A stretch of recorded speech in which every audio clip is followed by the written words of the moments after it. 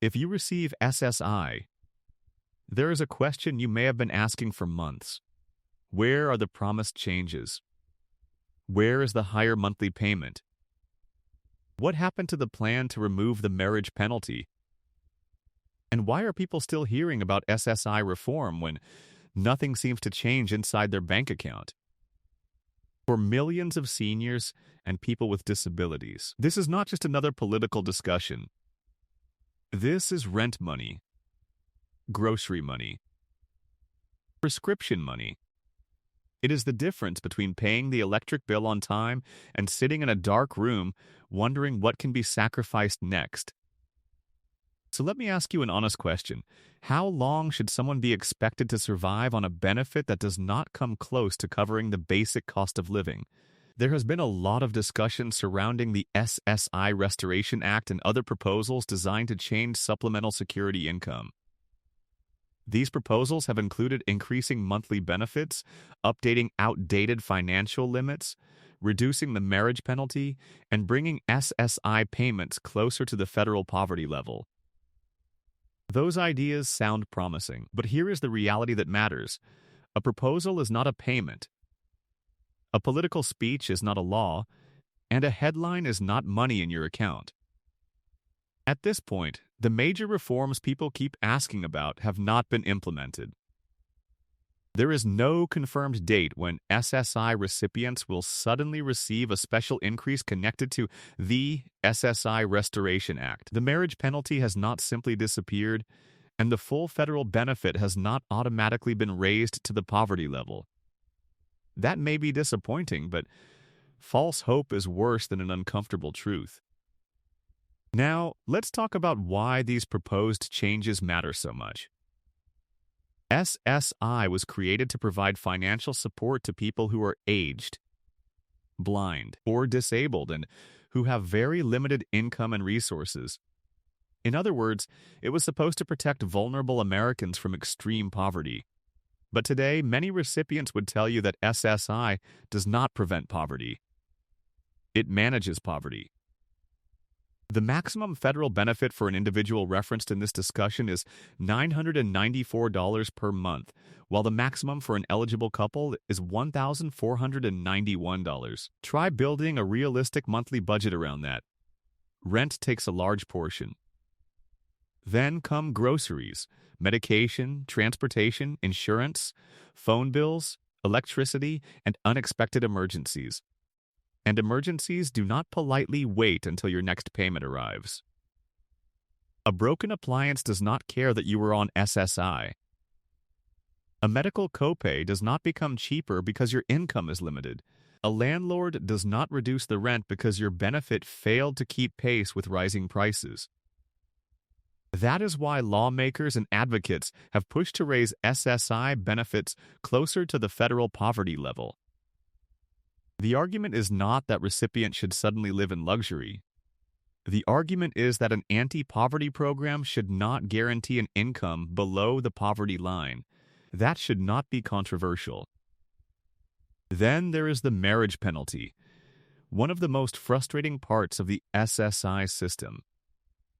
When two people receiving SSI marry, their combined maximum benefit can be lower than what they would receive as two separate individuals.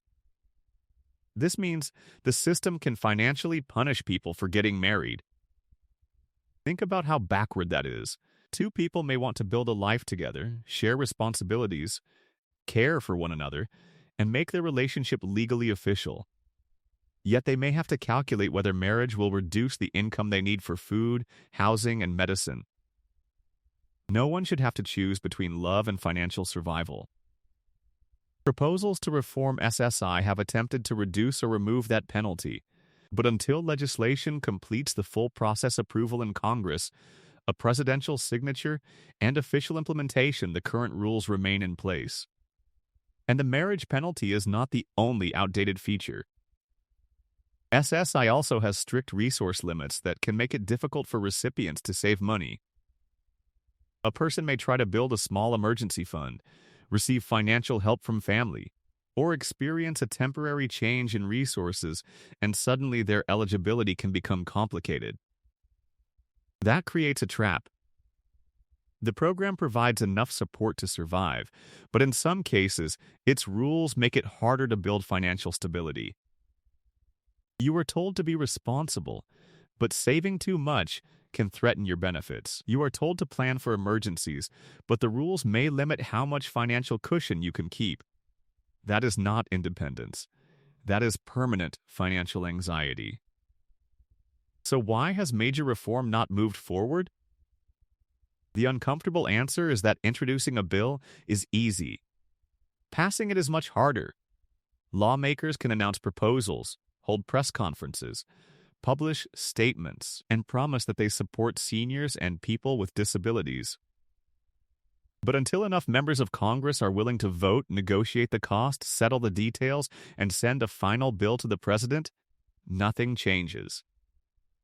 Election season can create more discussion because lawmakers suddenly become very interested in the concerns of people who vote. But attention is not the same as action. A promise made near an election should be judged by what happens after the cameras are turned off. Was a bill formally introduced? Did it move through committee? Did it receive a vote? Did both chambers approve it? Was it signed into law? Those are the questions that separate real progress from political advertising.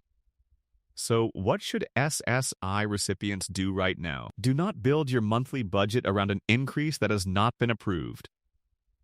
Do not believe a social media post simply because it uses words like confirmed, approved, or coming immediately. If there is no official announcement from the Social Security Administration and no signed legislation, treat the claim carefully. Continue reporting changes in income, resources, marital status, and living arrangements according to the current rules. Keep copies of notices, letters, bank records, and conversations with the Social Security Administration.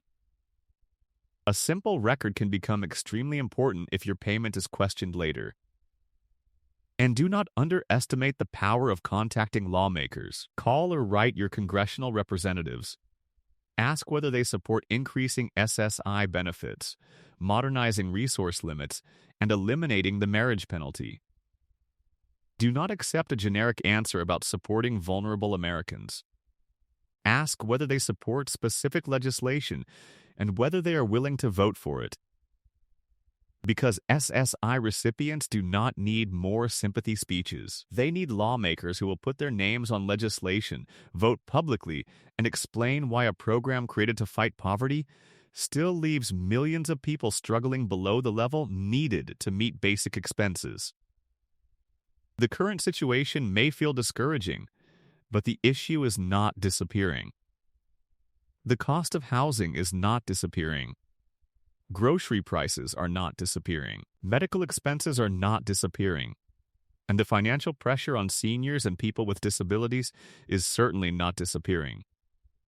That pressure will continue forcing SSI reform back into the national conversation. Thanks for watching Social Security Post, and I'll see you in the next video.